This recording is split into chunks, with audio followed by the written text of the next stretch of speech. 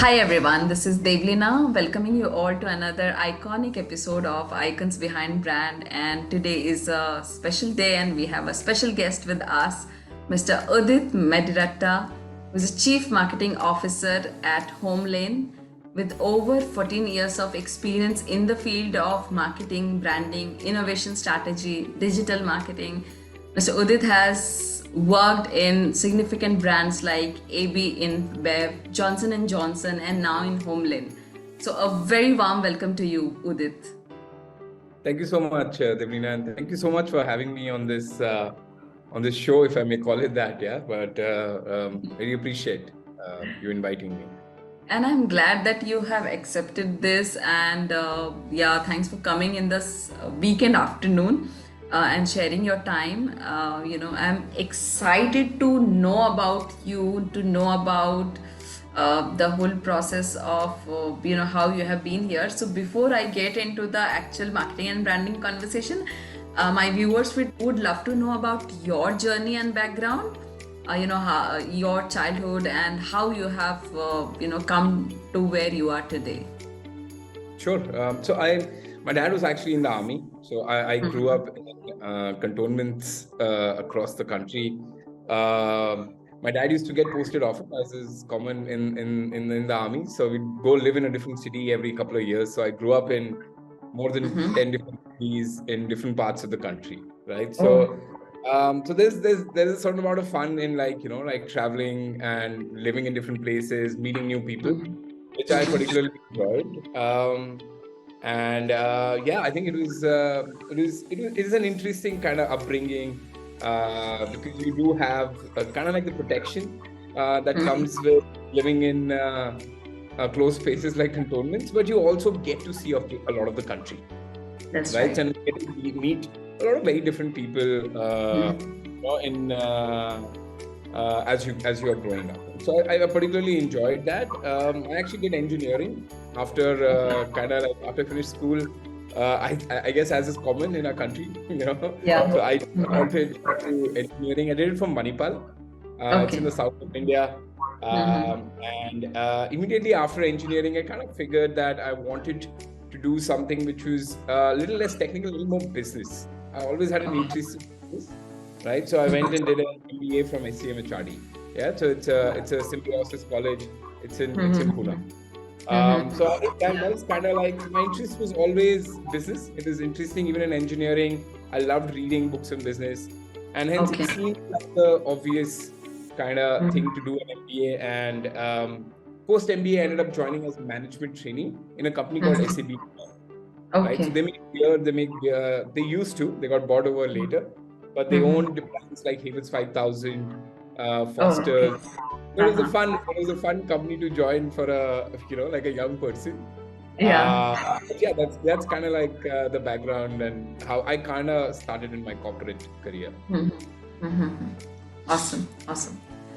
So, I have also gone through with your profile, and I have understood like your profile has a transition, from sales to marketing, right? So, I would also like to know here, how the transition has been, and what are the major challenges during those transition, and if you have to take one skill or on what has helped you, which is common in sales and marketing, but that might have helped you. Yeah. Sure.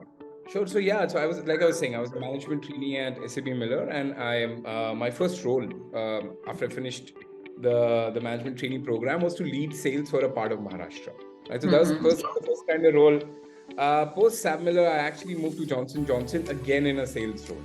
This was now in Bombay, right? So after spending about 4 or 5 years in sales, and like I was telling you earlier, my broader ambition was still to was more business. I wanted, and as I saw myself, or as I as I was building my career, I wanted to lead a business, and I thought it'd be a complement to my sales experience to sort of kind of like see kind of how like products are marketed and from the marketing sort of side of things, right? So at J&J, and J&J was nice enough to kind of like give me a role in marketing, which is my first kind of taste into to marketing, right? So, Okay.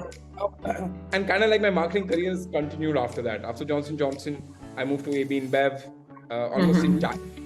The 6 years that I spent there was in marketing, and in HomeLane, obviously, I'm Oh, still doing marketing. okay.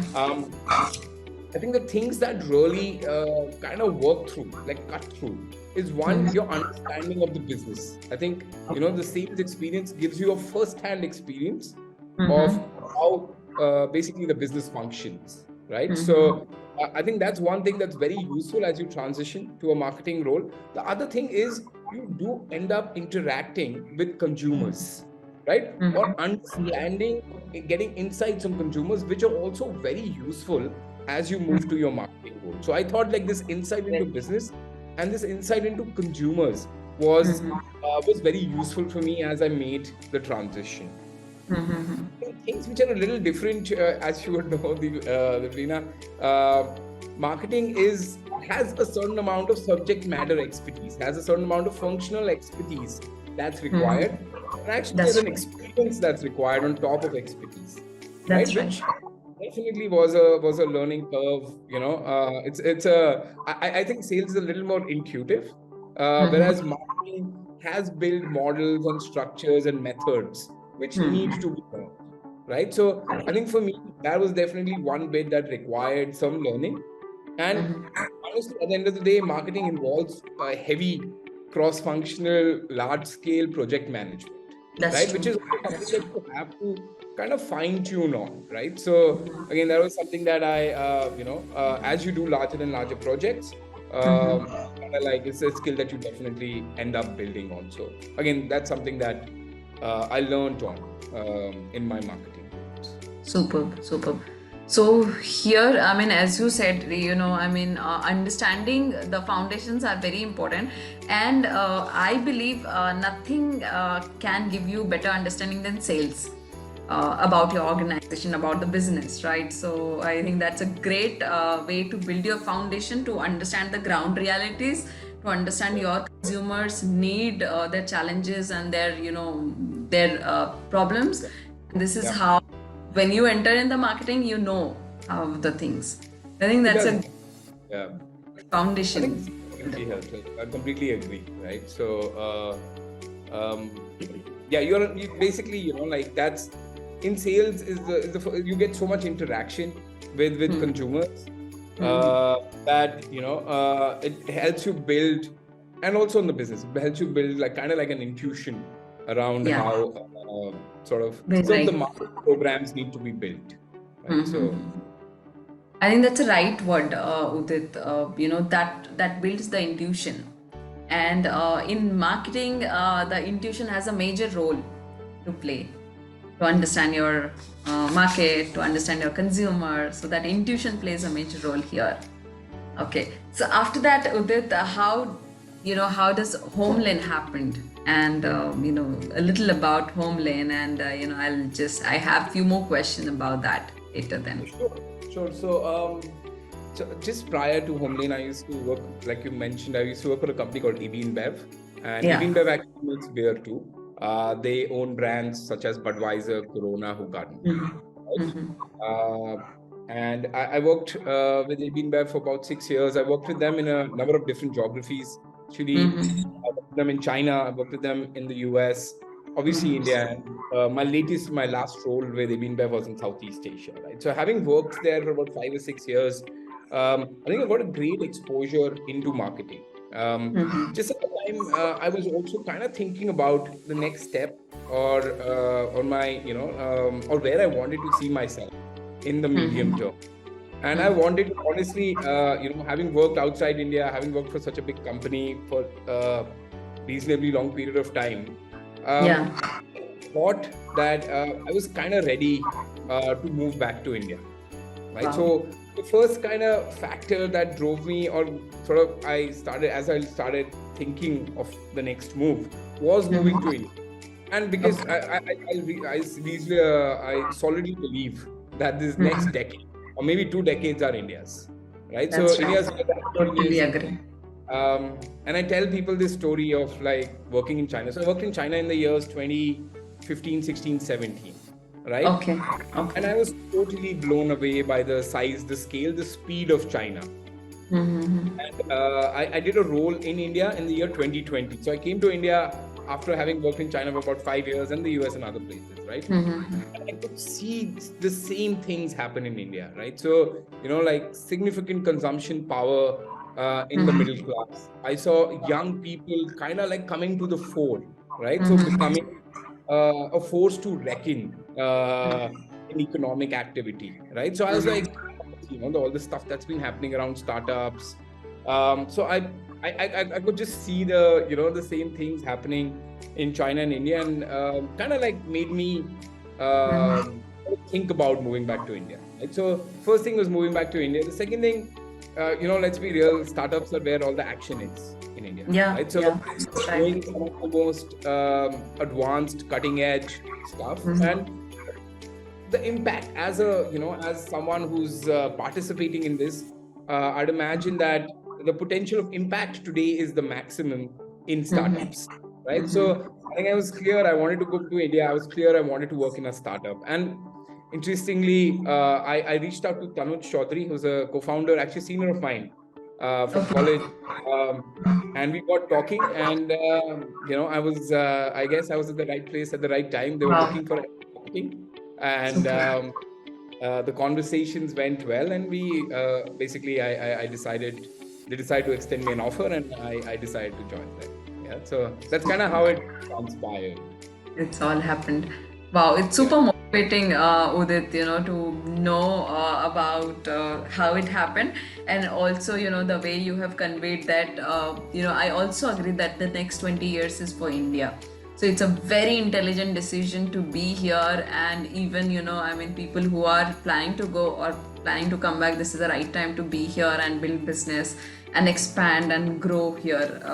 And as you said, that startups gives you an opportunity to explore a lot, experiment a lot, and because this is in the developing stage, this is in the experimental phase.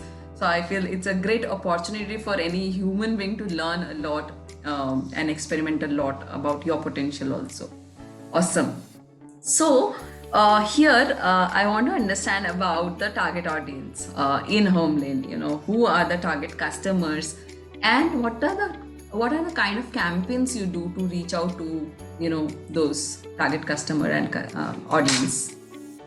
Yeah, so our target customers basically people in their 30s living in the cities, right? So maybe it's a good point for me to explain what HomeLane does, so that the target audience to understand why this target audience, right? So basically, HomeLane is an end-to-end home interiors provider, right? So as when you buy a home, everything that you might potentially need to set your home up, HomeLane provides, right? So typically when you buy a home, the first thing that you need is potentially some kind of design services. You can choose to get an interior designer, or you can do it yourself, right? Go on Pinterest, wherever else. But at HomeLane, in a single platform, we provide design services.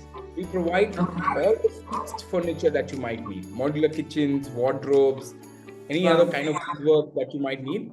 And further, we also provide any other products and services that you might need to set up. For example, you might want wallpapers, painting, you might want loose furniture like dining tables, beds.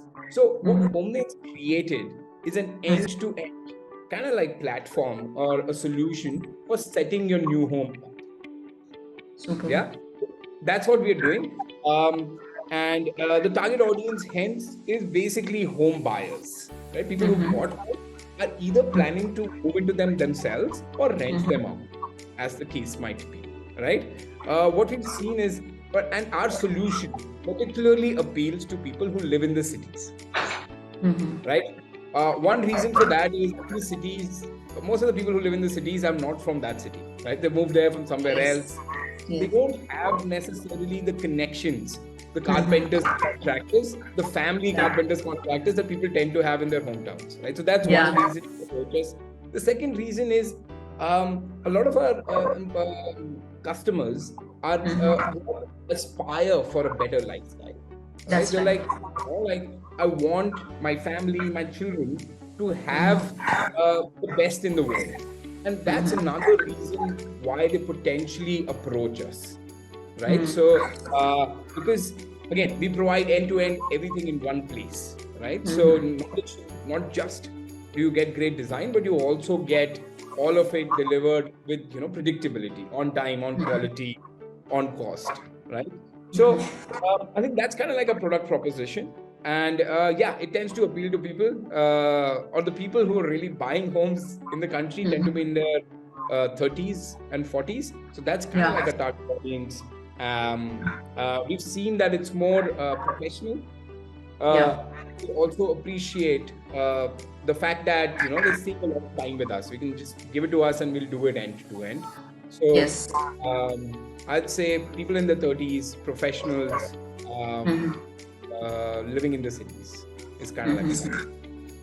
Super. Yeah, as you said, like, I mean, there are the aspiring people also. They want to have a great lifestyle. This is the segment because our previous generation was majorly into, in the survival state. And now we have actually crossed, we have the privilege to, experiment more, and we aspire more towards, a better living. So I think this is how the target audience work. So, the ways you have been reaching out, what the campaigns you are doing it, and after this, I would also like to understand about the a very hot topic, which is influencer marketing. Are you leveraging the influencer marketing, or if you are doing that, how you are doing that? If you just shed some lights on that part as well. Right. So there are a couple of types of campaigns that we are doing, right? So one type of campaign is, we're a very digitally led business. More than 80% of our customers still sort of kind of reach out to us or get in touch with us digitally. So the first kind of campaigns that we run are performance campaigns, right? So these campaigns are intended to get people who are in market to sort of come and meet us, come and speak to us and meet us. Right? So their clear objective is lead generation, right? So campaigns on either through search campaigns or Facebook campaigns or other sorts of drivers. We drive people to our website, right? With the intent being, hey, let's find the in-market audiences, people who want to buy home interiors, and sort of show them what we offer, and then potentially get them to visit our studios and meet our designers. Right. So this is the first sort of campaigns that we run. These basically run 24/7, 365. Right? Yeah, because these campaigns are the fuel for the growth of our business, for customer acquisition. The second kind of campaigns that we run are more driven at driving brand equity, driving brand awareness and consideration, where the aperture is a little wider, right? We're not necessarily wanting to target just audiences who are in the market, but more broadly our target audience, right? So see, buying a home might happen only a few times in your life, right? Yes. But we absolutely we want to sort of speak to you when you bought a home and are looking for home interiors, but we also want you to sort of know of us even when you're not necessarily in the market today, right? So that you consider us in the future, right? So we're kind of building that awareness, building that consideration for brand HomeLane for our broader target audience. This is the second kind of campaigns. This is to build the brand HomeLane, really. So that's the second kind of campaigns. The third kind of campaigns are more tactical, in the sense that the people or the database of customers who we know are interested in home interiors, how do we ensure that they convert, they come meet us, they come interact with us and potentially convert with us, right? So these are more driven through emails, through WhatsApp and such points, right? So the performance as one, conversion as another, and the third one is more equity, or let's call it at this stage for us, it's awareness, because we are a relatively young brand still. That's right. Awesome.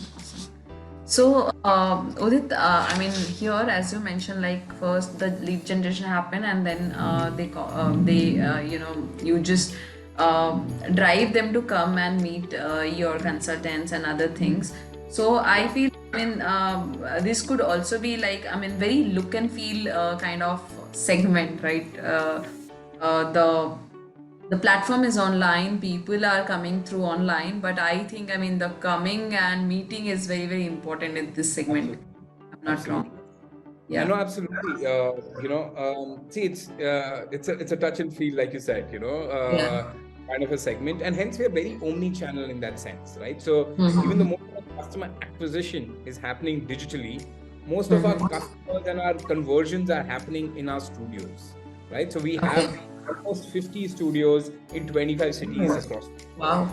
right? Okay. So intent is to get people to come and experience the Mm-hmm. products and services that we can provide for them, right? That's why we've set Yeah. up these two. That's one objective. And the second thing is meet our designers, right? So Okay. as part of our proposition, we offer Mm-hmm. design entirely free. Okay. So when you Okay. come meet us, basically what you Mm-hmm. need to bring in your floor plan, and we'll give you Mm-hmm. free design, a free 3D Wow. design for your home, right? Mm-hmm. So obviously with the free 3D design comes a quotation of potentially bringing it to life with HomeLane. Mm-hmm. If you like it, Okay. you can choose to go ahead. But if you don't, you can take the designs and you can, use that as inspiration for anything else that you might want to make out of it, True. right? So, but yeah, absolutely. So we've always been omni-channel, and yeah, our proposition centers around customers being able to Mm-hmm. see, feel, interact with the Yeah. products. Mm-hmm. Right? So Yeah. Yeah. it's important. And you're right, people shop around. It's a big Yeah. decision. Yeah. It's Yeah. That's how. Because in it's a company. mostly once or twice people buy home, and it's very personal and it's very emotional. When in India, especially when it comes to home, it's emotion. So they want to touch. They want to don't want to Oh yeah, put it in the cart and go yeah, ahead with it, right? correct. And you don't here if you make a mistake, you have to live with it for 20 years. And then you have to At not least. only live, you have to listen from all your family members all your life. Yeah, yeah, This yeah. is the That's decision you that's made, right. right? So the stakeholders are too many, and That it's is very true. No, too many. and I think it's a milestone event in any person's life, That's right. right? To buy a home and get it done and move it. It's that moment of kind of like having arrived in life emotionally. Yeah, It's yeah, yeah, yeah. emotionally it's I would imagine like people would count it in their top five achievements. That's very true. It's like a degree. When you get that graduation Yeah, degree, and this absolutely, buying a first home, buying a home is also, I feel the correct. same in India. Right? Totally. And Devlina, I know I missed a question. You said, "Hey, what about influencers?" Yeah. So see, influencers. There are two ways in which we engage with influencers at HomeLane, Mm-hmm. or I have Mm-hmm. previously been there also. See, the first one is a bit more kind of transactional or to the point, where it's a simple give and take. Uh, we know a lot of these influencers have captive audiences, and we want to Mm-hmm. reach out to these captive audiences to drive awareness or consideration for our brand, right? Mm-hmm. So that's one way in which we obviously do work with influencers, because we, at least at HomeLane, we are still a very nascent brand and we're still driving awareness. I think the second way, which is a little more, which is a deeper engagement, it's more about working with influencers who match with the brand personality. Okay. Here, the engagement is a little deeper, right? Mm-hmm. And here, what you're trying to sort of partner with influencers with is to land the personality of the brand for potential customers, Okay. right? Okay. So here Very it'll be a little nice. more, here it tends to be a little more longer term. It's not like, hey, can you help me sort of, share an offer? Can you help me talk about my product and service to your customers? Yeah. It's more about, can you tell the story of our brand and embed it by the kind of like, one, they need to believe in it. Firstly and foremost, we can do a little more, a deeper engagement. And the second thing is obviously then it's longer term. It's not like a one time, it tends to be a more ongoing kind of engagement. Okay. Okay. Um, Right. the thing which I found very interesting is the content creation capabilities of influencers, right? For Yes. brands. And I think at least at HomeLane we are leveraging it more and more. But a lot of times influencers they understand the pulse of the Very customers good. a lot better, right? Uh, So a lot of times their content creation, their insights, the production are a lot better than engaging with agencies. So I think that's I know a lot more brands are using it, but I think that's also an opportunity for partnering with influencers. Mm-hmm. Yeah. Because it's now kind of open source. I mean, the creativity is so vast, and and there is no limitation. You can through influencer marketing, you can actually reach out to nook and corner and every kind of talent, and they are showing talent through their creativity and kind of like how they are understanding so quickly the pulse of the brand, and they are engaging. So I think it is one of the hot topic, and I always love to talk about the Oh, yeah. trends. No, So no, no. yeah, They're part of the future for sure. And that's the right. speed, like you could give a brief to an influencer today, and you'll Mm-hmm. be live day after. Yeah, yeah, Like yeah. I'm doing that with a established agency. Yeah, and, So I'm just imagining how fascinating it would be for the brand and for the people like you to, kind of like getting all the surprises, like, pata nahi tomorrow what we are going to see, kal kya hone wala, and then you get all these surprises, all these packages of the creativity. oh yeah, no, I'm always pleasantly surprised. So yeah, So, would also want to know about the competitors. What sets you apart from the competitors? This is a highly competitive market also, and how do you create the key point of differentiation that belong to your brand identity? sure. So Devlina, we build a brand basically on two aspects, right? One is the fact that we provide great design, right? And when we say great design, we just don't mean it aesthetically. We also mean functionally, right? Design makes your life easier, makes your life simpler, right? And the other aspect of a proposition is predictability, right?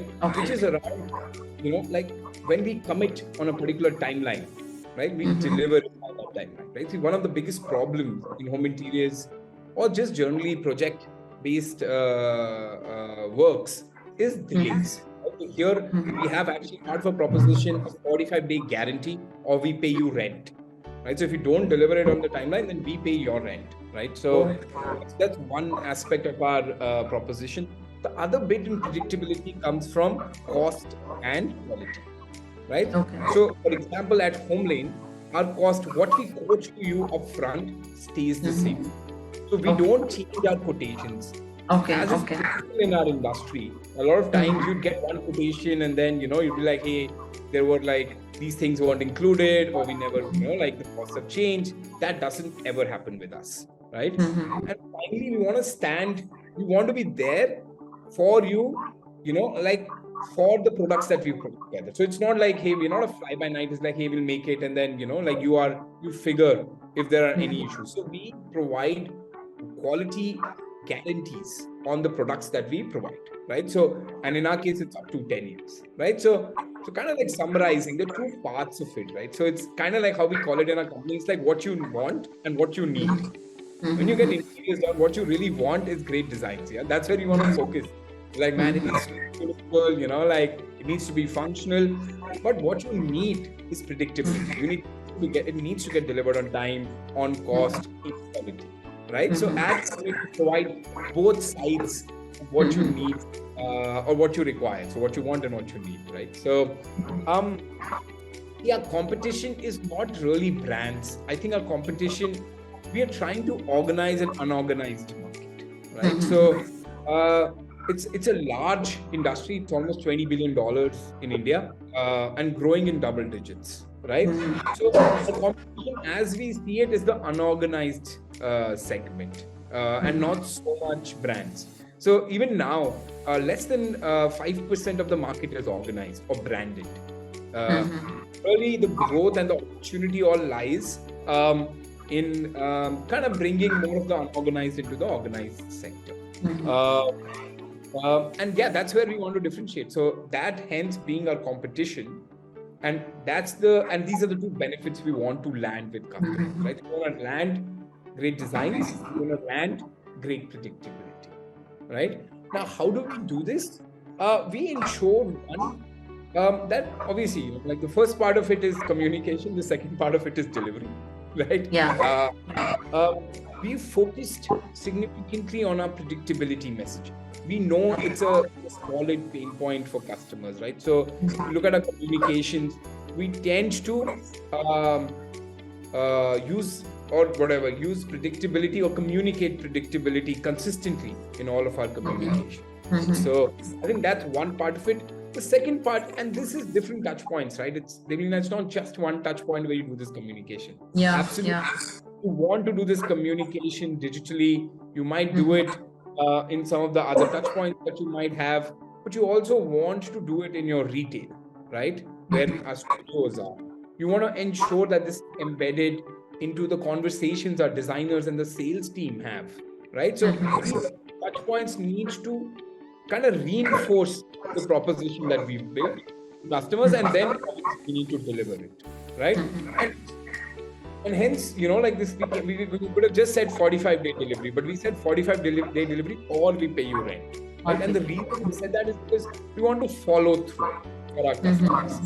And finally, to ensure that the proposition fully comes to life, our design teams, delivery teams are all incentivized on NPS of the customers, right? So we want to ensure that we are delivering on our promises, and hence we've tried to build a system where every person in the chain is incentivized to deliver on the promise, right? So incentives are aligned for designers, for delivery, installation teams on the NPS that the customer gives us, right? So we're keeping a close tab on the customer feedback and ensuring that we're making corrections, course corrections as required, right? So again, that's what we promise. Promising is one part of it.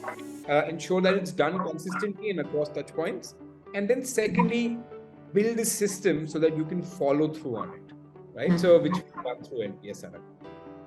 Super. So I really loved, the way it has been differentiated, and especially, predictability, which is such a satisfying word, and people want to know everything in advance. Okay, so if I know that if I am just whatever I've been committed, I just have to be assured about that. So people are only scared of what you are committing and what is going to get delivered, so they just don't want to feel cheated.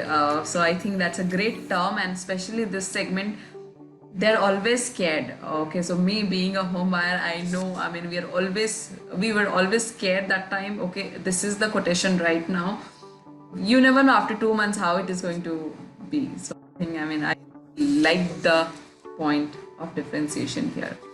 Okay, so let's switch the gear into the future of marketing. I would love to talk about how do you see the future of marketing, like how is the marketing 5.0 shaping up, and how we marketers should be prepared for that. Absolutely. I think there are a number of technologies, right? So most, I guess in the last couple of weeks, what the technology on generative AI or ChatGPT, ChatGPT, really, yes. ChatGPT has really been trending, and I do believe that is the future, right? In our company, we've also been experimenting with it, trying to see how we use it. Yeah. There are a number of companies which are already present in this space, Peppertype, Jasper. So I do, but the improvement that has happened in generative AI in such short period of time makes me feel that it is the big disruption on the horizon, right? Yeah. So, and it's not going to disrupt just marketing; it's going to disrupt everything as we know. Everything else, yeah. So, and again, obviously, I'm not an expert, so I won't. I don't think I can see the second order, third order effects of this technology necessarily, but clearly, in marketing, it's coming soon. Right? Especially copywriting, and even I would imagine very quickly in graphic design and art, right? Oh, yeah. So but what I do believe, see, these technologies might and I liked what Satya Nadella said when he was in India, I believe, a few days back, and he said that it makes knowledge workers more productive. That's the intent.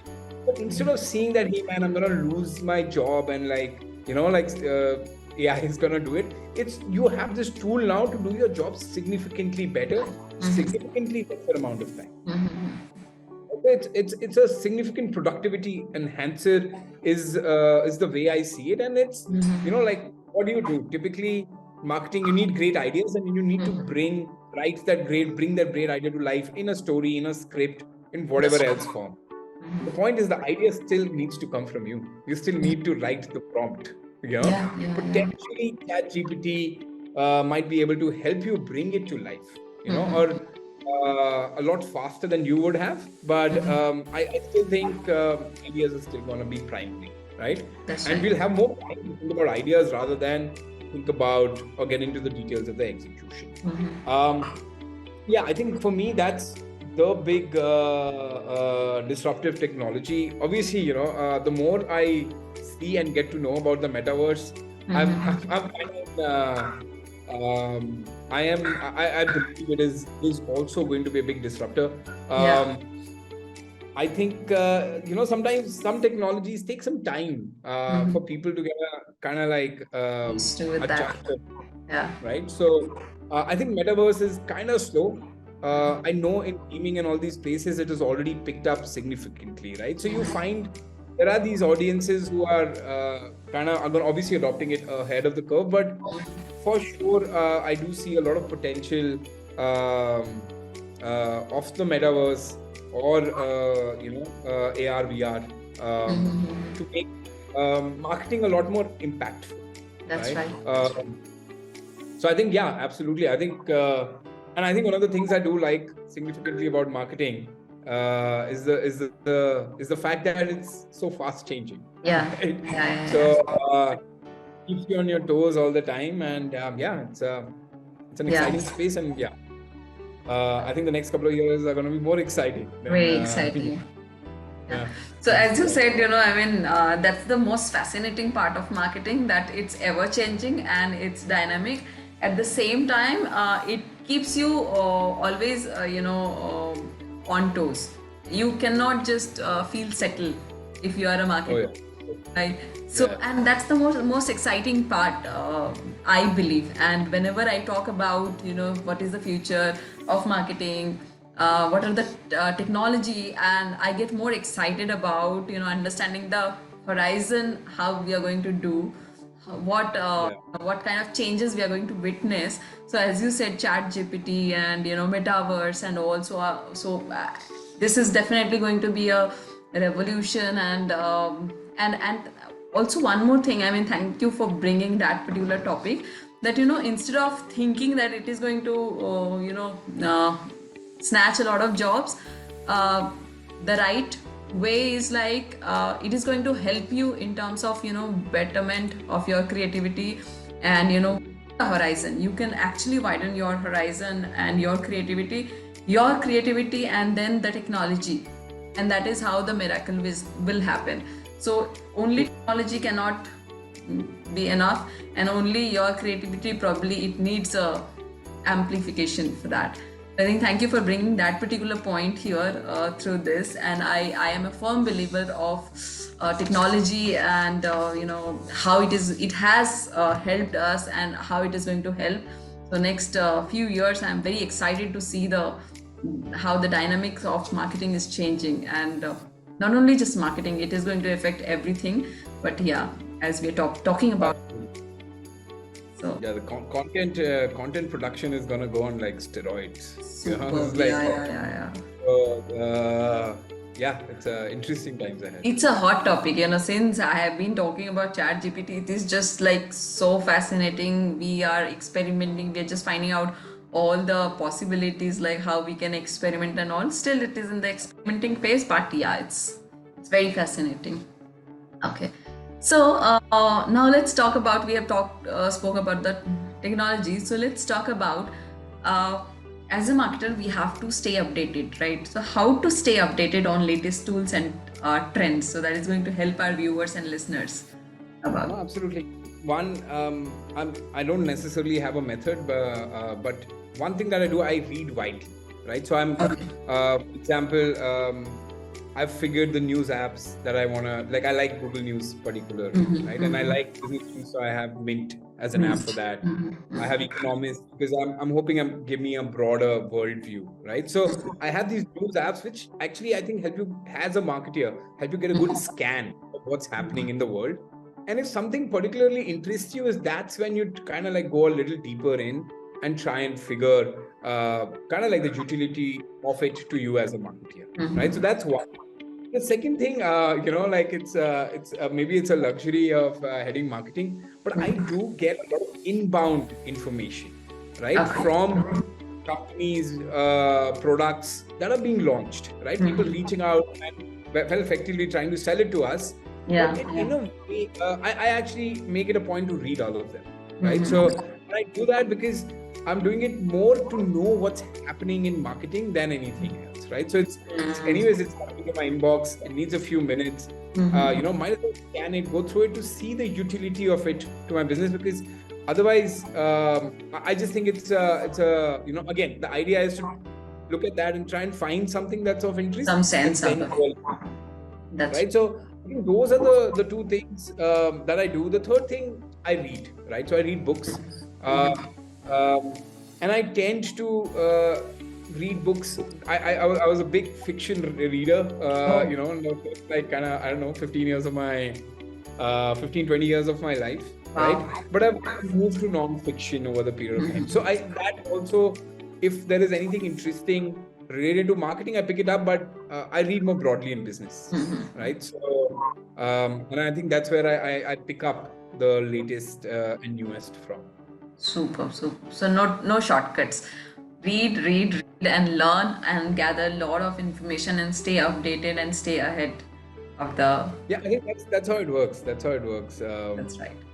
Yeah, I think that's at least that's what all the greats tell you. Like I'm particularly we all of us don't have the luxury of a retired life like Bill Gates does. But like, yeah, he's an inspiration, right? Like the number of books that he's reading. Most recently I found like Instagrammers who are making reels on books that you should read. Which were nice too. Few books. And it's a good way to tell your people to save these posts, because Instagram algorithm always tell save, like, comment. So it is always a good way to tell your customers and audience, just save this because you might need it later, and we never open those saved posts after that.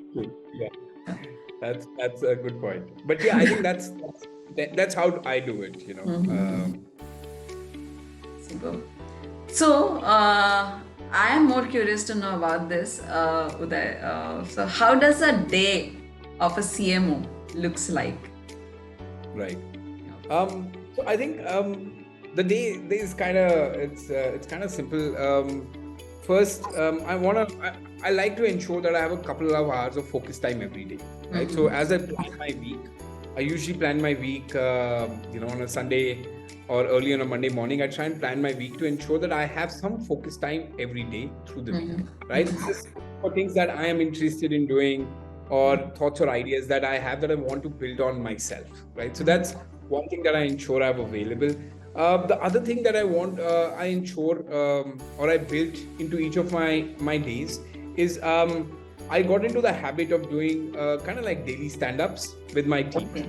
Right? So it was something that happened in COVID because we couldn't like meet each other, and even now in our company we're still doing hybrid.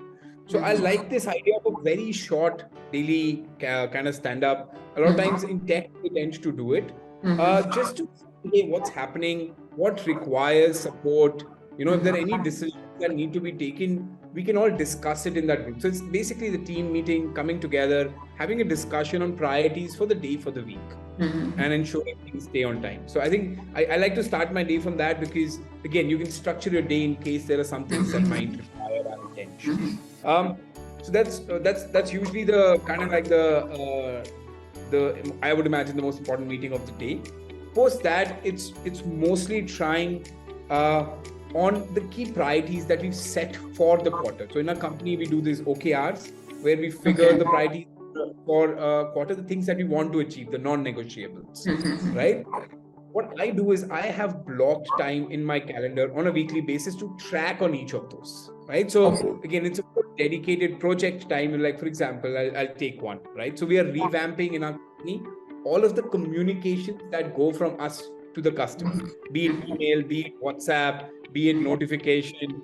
So we thought there was an opportunity to kind of make it fresh, from some of the learnings that we've seen or the performance of the communications that we've seen is an opportunity to improve on them. So we took that as a target. So on a weekly basis, the project team just gets together to talk about the project update, right? But the 4 or 5 non-negotiable targets that we've taken, I try to ensure that we have dedicated time in the week to discuss on them. Further, I think it's a lot of time does get spent in meetings where you are looking back. So these are looking forward. Okay. This is a more looking forward kind of thing, but you also have to look back and say, hey, the stuff that we did last week, the stuff that we did last month, or we've done in the last quarter, how are we progressing? Because we need those insights to make course corrections. So I'd imagine about 5 to 6 hours a week is also spent in just reviewing some of the stuff that we've done in the past, right? So look at the past, ensure that you have time for the future, and then, ensure that you're available for your team to help out wherever there might be any kind of hindrances or obstacles, right? So these are broadly the 3 big areas. Obviously, other things might come up, but I try to start a little early. I try to start at 8:30. The meetings only start much later. I'd like to have some time where I can just spend some time thinking through, and I usually try and end by 6:37. I don't try not to have meetings after that. Super. So So I think as a leader, it's very important to get the pulse of the day first in advance, and once you are comfortable with that, and then having the meeting and driving the day, I think that gives you a lot of confidence, and also your team a lot of assurance that okay, because they trust your vibe, they trust your energy, how you are driving yourself, that is how the team drives. So I think it's an awesome way what you have actually shared here to start your day a little early and how you're driving the day. Awesome. So with this, now we are moving towards a rapid fire round. Sure. Which is going to help our viewers and listeners to know you as a person a little more. So the rules are very simple, either one word answer or as minimum as possible. Okay, so if you want to pass, you can tell me about that. So what has been your favorite age so far? Age? My favorite age was my 30s. I spent some time in China, in the US. So I was single. So I think I really enjoyed that bit. And second, I think even from a professional perspective, I think the challenges were very interesting. I was living in different cultures. I was working on I was working on projects that I was particularly passionate about. So but imagine my early 30s has been my favorite up till now, but I would say the best is yet to come. Yes, I'm sure. What is your favorite work memory? Favorite routine is so I was leading global brands for Budweiser for eminent in India, and the COVID time, right?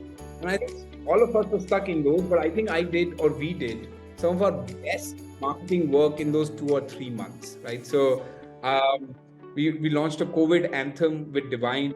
We launched a series of we did this partnership with DJs, where we did these like parties where DJs just performed from their own homes. Obviously, being at home. But I think we did some. We launched a game on beating COVID, like a video game kind of. I think we did a lot of very out of the box stuff in those 2 or 3 months, despite really difficult kind of external, an environment, and obviously scary at some level. So I would say, Maybe it's a few months, but that's my favorite period and my favorite So memory. I think I can make a whole episode into this. I have a lot of questions towards this.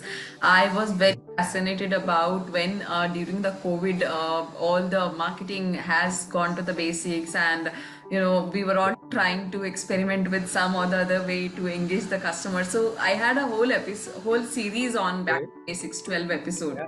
So yeah, Right. and particularly in this segment, I can actually make in future. So I'll keep this in mind. That's good.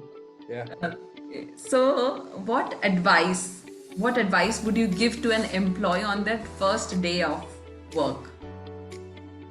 Yeah, I think open to learn. I think that's the thing that's kind of like helped me the best. Any task, any project, any job that I've taken, I've always been open to like sort of learning and Okay. understanding, right? So I think that's the best starting point. I think if you have that mindset to learn,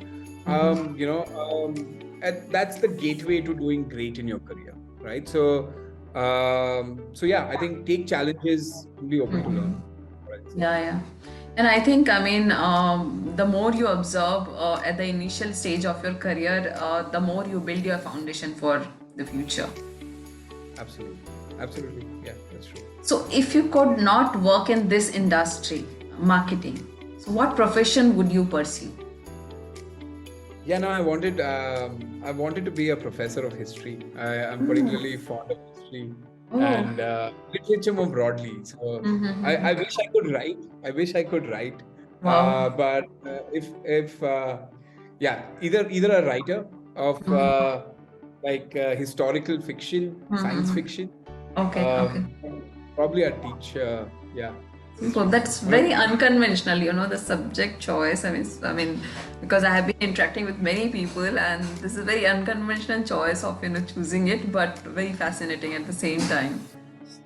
Thank you. Yeah. Now I've always been very fond of reading, right? Like it might have come out. And I've been particularly fond of history and fantasy and science fiction. Oh, Those are the genres that I particularly also enjoy. So wow. I wish I could write. I still hope to. Maybe later in my life. And if you read, I'm sure after certain time your writing skill will come out because it That's is. true. It does. It does. Yeah. So when are you most productive? I'm most productive in the mornings. Okay. The earlier the better. Like if I can manage to wake up at like 4:30, the time I wake up, and I think I have the golden periods of few hours. I think, but it's definitely the mornings that I'm most productive. Super. What would you change about yourself?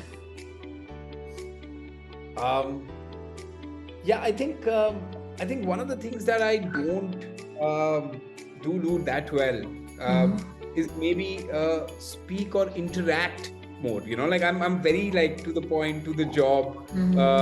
Let's get it done. But I wish I could, or I want to, and I was thinking about it earlier. This thing also, I think there is a lot of knowledge, insight that's available in your peer set, or more broadly in your friends and. I think that's a thing that I definitely do want to build more on because a lot of times you get like great insights and ideas, and you don't have to like struggle with problems. Yeah. So I think just building that network, sort of interacting, I think is a great way to, for deeper insights, better ideas. Yes, definitely. That's so true. So what advice would you give to your younger self? Yeah, that's a good one. I think it is funny though that I ended up taking the decisions that I did. I just think like things work out eventually. And this is maybe not my younger self, but to anybody who's just starting in their career. Like I would just say, hey, take bets. It's okay to take risks. Yeah. Like don't be afraid that life is in this case is much good. Life is reasonably long. Yeah. Right? To make amends, to like find something that you might like more. Right? So So I think my biggest advice would be just like be open to take risks and take Super. more risks. I think I could have taken more risks in my career. Right. So I think I worked in big corporates for a very long period of time. so, yeah, I think taking more risks is the advice I'd Super. give. I think it's a great piece of advice, not only to your younger self, but to many younger self who are going to watch this video and listen this podcast. Udit. Yeah. Yeah, no, and a lot of times we get stuck in like, hey, I'm this batch, I'm this old, and this is where I'm in my career. It doesn't matter. Careers are, well, 30 to 40 years long. That's right. That's right. Your working life is at least going to be that much, right? So Yeah. a few years here and there, do something that you're passionate about, something that you deeply believe in, is well spent. And it's not worth like running the rat race or getting stuck in like comparison. That's right. That's right. No, it's so true, Udit, especially at the era where we are, where we can take risk. As we were just talking about our previous generation, they were working for their survival, and that time they did not have that privilege of taking a risk because that was survival. Right now we are out of that, so at least in this generation we have the privilege of taking multiple risks. So if not now, then when? So it's a great piece of advice for everyone who is watching this. And if you have some fire, then please do not wait for that. Totally. So with this, we are out of the rapid fire zone, rapid fire round. And before we wind up the conversation, Udit, I want you to talk for our viewers, like what is your advice for any aspiring marketers? Because we have a lot of people who are watching this, who are going to watch this. They're from B school. They're aspiring marketers. So what is your advice for them? Right. So I think a couple of points I'd like to mention. One, like I said, there's a lot of functional expertise that's required in marketing, and it's good to do that reading, do those courses, because they can really help set you up for jobs or for things that they might potentially want to do. So my first point is get that functional expertise in, right? The second thing is there are a lot of opportunities to learn marketing in our lives, like helping a friend who's setting something up, or like just like taking on projects when you're working at business school. The point is you need experience, and the more experience you have, the better it is. So I think early in your career, just try and go for exposure. I think that's really important. Try and pick up as much experience as you can, because that's the breadth is going to help you kind of like build on a career or build a career, right? But I think the third thing that I would say is find people, companies, brands who you think are doing great marketing. Try and see if you can get some exposure to that, right? So either through internships, sometimes it's just like exploring and understanding them, right? So I think that's another way in which you could potentially build on your marketing capabilities. And then, finally, I guess, find a job in marketing and see if it works out for you. Nice. So I think those are the things I'd say. Yeah. I also believe in the same, and I always advise my interns and my team and whoever is joining. I always say, do not look for stability, as you said. Go and learn a lot of other things, lot of other function. If you are interested in something else, please go and watch how it is working. Do a lot of internship, and that is how you understand what exactly work for you. What is your calling? It's not, your calling will come overnight. You just have to go and work and find out your calling sometimes, right? Super, Udit, and amazing answers, amazing insights with this piece of conversation. I thoroughly enjoyed. Thank you for bringing all these great insights in the platform, Udit. No, thank you so much again, Devina, for having me. And yeah, it's a great forum.